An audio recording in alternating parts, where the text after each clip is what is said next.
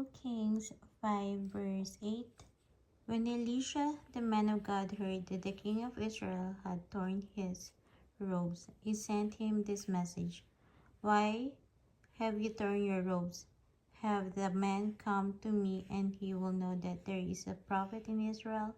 So the Naaman went with his horses and chariots and stopped at the door of Elisha's house. Elisha sent a messenger to say to him, Go wash yourself 7 times in the Jordan, and your flesh will be restored, and you will be cleansed.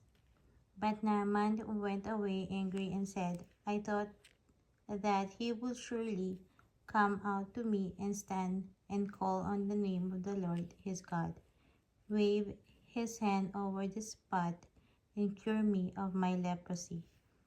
Are not Abana and Pharpar, the rivers of Damascus, better than all the waters of Israel?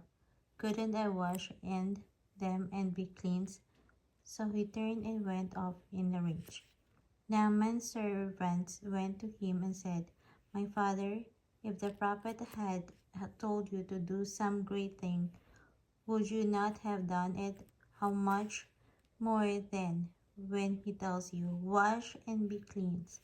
So he went down and dipped himself in the Jordan 7 times, as the man of God had told him, and his flesh was restored and became clean like that of a young boy. Then Naaman and all his attendants went back to the man of God. He stood before him and said, Now I know that there is no God in all the world except in Israel. So please accept a gift from your servant.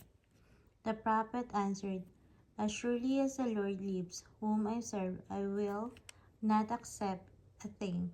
And even though Naaman urged him, he refused. If you will not, said Naaman, please let me, your servant, be given as much earth as a pair of mules can carry, for your servant will never again make burnt offerings and sacrifices to any other god but the Lord.